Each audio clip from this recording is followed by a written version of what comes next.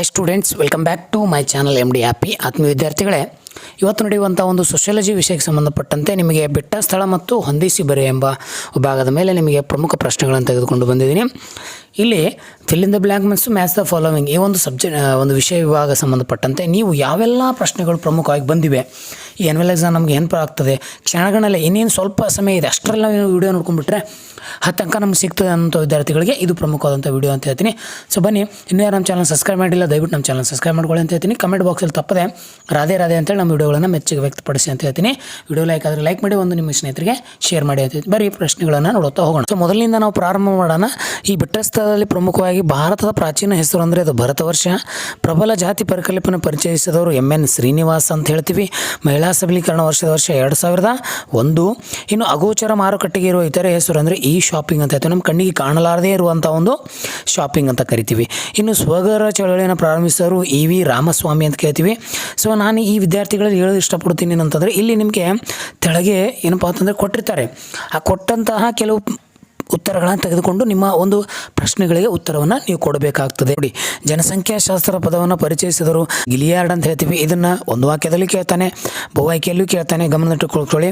ಆದಿವಾಸಿ ಪಂಚಶೀಲ ತತ್ವ ಪ್ರತಿಪಾದಕರು ಜವಾಹರ್ಲಾಲ್ ನೆಹರೂರ್ ಅಂತ ಹೇಳ್ತೀವಿ. ಮಾಧ್ಯಮ ದೊರೆ ಎಂದು ಪ್ರಖ್ಯಾತಿರಾದವರು ರೂಪರ್ಟ್ ಮರ್ಡೋಕ್ ಅಂತ ಹೇಳ್ತೀವಿ, ಅಥವಾ ಮರ್ಡೋಕ್ ಅಂತ ಕರಿತೀವಿ.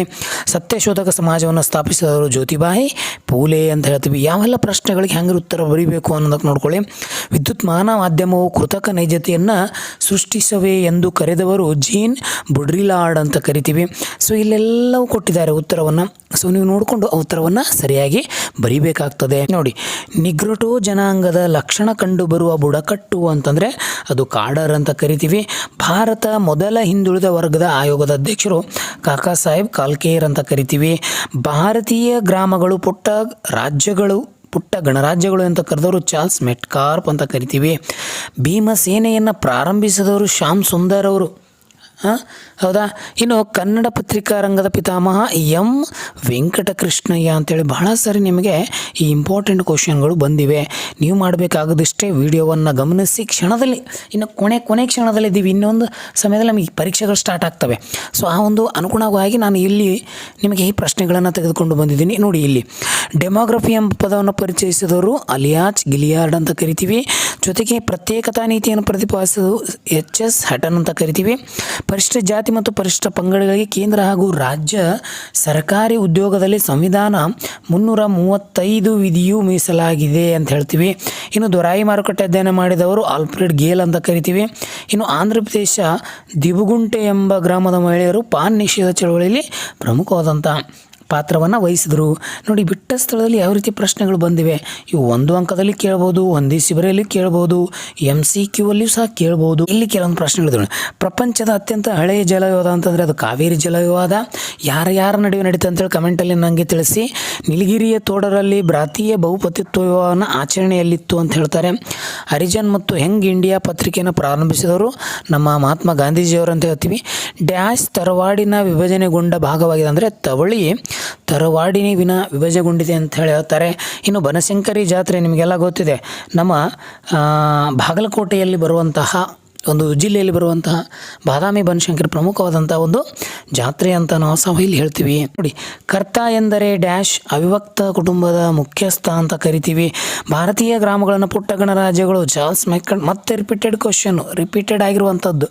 ಇನ್ನು ದೊರಾಯಿ ಆದಿವಾಸಿ ಮಾರುಕಟ್ಟೆ ಅಧ್ಯಯನ ಮಾಡೋರು ಆಲ್ಫ್ರೆಡ್ ಗೇಲ್ ಅಂತ ಹೇಳ್ತೀವಿ. ಇದನ್ನು ರಿಪೀಟೆಡ್ ಆಗಿರುವಂಥದ್ದು.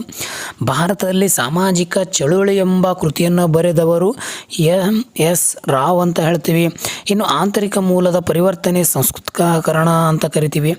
ಯಾವ ರೀತಿ ಪ್ರಶ್ನೆಗಳು ಬಂದಿವೆ ಅವನ್ನ ಯಾವ ರೀತಿ ಬರಿಬೇಕು, ಅದು ರಿಪೀಟರ್ ಆಗಲಿ ಅಥವಾ ರೆಗ್ಯುಲರ್ ಆಗಲಿ, ಆ ವಿದ್ಯಾರ್ಥಿಗಳು ಎಷ್ಟು ಅಂಕಕ್ಕೆ ನೀವು ಪಾಸ್ ಆಗ್ಬೋದು ಅಂತಂದರೆ 30% ಬೇಕು ಅಂತಂದರೆ ನೀವು ಪ್ರತಿ ಸಬ್ಜೆಕ್ಟ್ನಲ್ಲಿ 30 ಅಂಕಗಳು ತೆಗೆದುಕೊಳ್ಳೇಬೇಕು ಅಂತ ಹೇಳ್ತೀನಿ.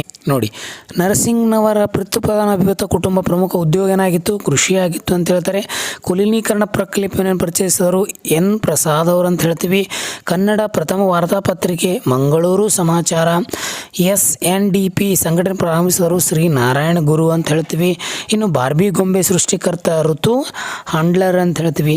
ಯಾವ ಪ್ರಶ್ನೆಗಳಿಗೆ ಸಂಬಂಧಪಟ್ಟಂಥ ಉತ್ತರವನ್ನು ನೀವು ಬರೀತಾ ಹೋಗಬೇಕು. ಇನ್ನು ಜಾತಿಯ ಸದಸ್ಯತ್ವ ಎಲ್ಲಿಂದ ಪ್ರಾರಂಭ ಆಗ್ತದೆ ಅಂದರೆ ಹುಟ್ಟಿನಿಂದ ನಿರ್ಧಾರ ಆಗ್ತದೆ. ಕೇರಳದ ನಂಬೂದರಿ ಪ್ರತಿಪದ ಕುಟುಂಬದಲ್ಲಿ ಇಳಂ ಎಮ್ಮು ಅಂತ ಕರಿತೀವಿ ನಾವು ಅದನ್ನು. ಹೈನುಗಾರಿಕೆಯು ಕೃಷಿಯ ಒಂದು ಸಂಬಂಧಿತ ಚಟುವಟಿಕೆಯಾಗಿದೆ. ಹೌದು. ಮಾಧ್ಯಮ ದೊರೆ ಎಂದು ಖ್ಯಾತರಾದವರು ರಾಬರ್ಟ್ ಮರ್ಡೋಕ್ ಅಂತ ಹೇಳ್ತೀವಿ. ಮತ್ತೆ ರಿಪೀಟೆಡ್ ಆಗಿರುವಂಥ ಕ್ವಶನ್ನು. ಇನ್ನು ಚಿಪ್ಕೋ ಚಳವಳಿ ಯಾವುದಕ್ಕೆ ಸಂಬಂಧಿಸಿದೆ ಅಂತಂದರೆ ಇದು ಒಂದು ಪರಿಸರ ಚಳವಳಿಗೆ ಸಂಬಂಧಿಸಿದೆ ಅಂತ ಹೇಳ್ತೀವಿ. ಸೊ ನೀವು ಉತ್ತರವನ್ನು ಬರೆಯುವುದು ಭಾಳ ಇಂಪಾರ್ಟೆಂಟು ಅಂತ ಹೇಳ್ತೀವಿ. ಮತ್ತು ಇಲ್ಲಿ ನಿಮಗೆ ಇಂಪಾರ್ಟೆಂಟ್ ಆಗಿರುವಂತಹ ಒಂದು ಏನು ಮ್ಯಾಚ್ ದ ಫಾಲೋವಿಂಗ್ ಕ್ವಶನ್ಗಳಲ್ಲಿ ನೀವು ಒಂದೊಂದಾಗಿ ನೋಡ್ಕೊತ ಹೋಗಿ. ಡೆಮೋಗ್ರಫಿ ಮತ್ತೆ ನೋಡಿ, ನಾನು ಅದನ್ನೇ ಹೇಳಿದೆ ನಿಮಗೆ, ಒಂದು ವಾಕ್ಯದಲ್ಲಿ ಆದರೂ ಕೇಳ್ತಾನೆ, ಬಿಟ್ಟ ಸ್ಥಳದಲ್ಲಿ ಆದರೂ ಕೇಳ್ತಾನೆ, MCQ ಅಲ್ಲಿ ಕೇಳ್ತಾನೆ, ಮತ್ತು ಜೊತೆಗೆ ಈ ಒಂದು ವಾಕ್ಯದಲ್ಲಿಯೂ ಸಹ ಕೇಳುವಂಥ ಸಾಧ್ಯತೆ ಇರ್ತದೆ. ಡೆಮೋಗ್ರಫಿ ಪರಿಚಯಿಸುವ ಅಲಿಯಾ ಅಚಿಲ್ ಗಿಲಿಯಾರ್ಡ್ ಅಂತ ಕೇಳ್ತೀವಿ. ಸೂಕ್ಷ್ಮ ಅರ್ಥಶಾಸ್ತ್ರ ಮೊಹಮ್ಮದ್ ಯೂನುಸ್, ಇದನ್ನು ರಿಪೀಟೆಡ್ ಆಗಿದೆ. ಆರೋಗ್ಯ ವಿಮಾ ಅಂತಂದರೆ ಇದೊಂದು ಯಶಸ್ವಿ ಯೋಜನೆ. ದೊರಾಯಿ ಸಂತೆ ಅಂತಂದರೆ ಆಲ್ಫ್ರೆಡ್ ಗೇಲ್ ಅವರು ಪರಿಚಯಿಸಿದರು. ಭಾರತದಲ್ಲಿ ಸಾಮಾಜಿಕ ಚಳವಳಿ MSA ಅಂತ ಹೇಳ್ತೀವಿ. ಹಾಗಾದರೆ ಇಂದಿರಾ ಆವಾಸ್ ಯೋಜನೆ ಯಾವುದಕ್ಕೆ ಸಂಬಂಧಿಸಿದಂತೆ ಕಮೆಂಟ್ ಮೂಲಕ ನೀವೆಲ್ಲರೂ ತಿಳಿಸಿ ಅಂತ ಹೇಳ್ತೀನಿ. ನೋಡಿ, ಥಿಯೋಸೋಫಿಕಲ್ ಸೊಸೈಟಿ ಅಂತ ಕರೆದ್ರು, ಅದನ್ನು ಅನಿ ಬೆಸೆಂಟ್ ಅವರು ಸೇರಿ ಸ್ಥಾಪನೆ ಮಾಡ್ತಾರೆ. ಯಂಗ್ ಇಂಡಿಯಾ ಮಹಾತ್ಮ ಗಾಂಧೀಜಿಯವರ ಕೃತಿ.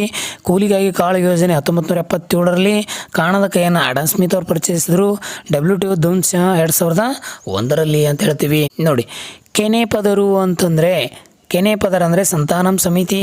ಸೋಲಿಗರು ವಿವೇಕಾನಂದ ಗಿರಿಜನ ಕಲ್ಯಾಣ ಕೇಂದ್ರ. TRP ಆಲ್ರೆಡಿ ರೇಟಿಂಗ್ ಪಾಯಿಂಟ್ ಅಂತ ಕರಿತೀವಿ. ಹಸಿರು ಕ್ರಾಂತಿ ನಿಮಗೆಲ್ಲ ಗೊತ್ತಿದೆ. MN ಸ್ವಾಮಿನಾಥನ್.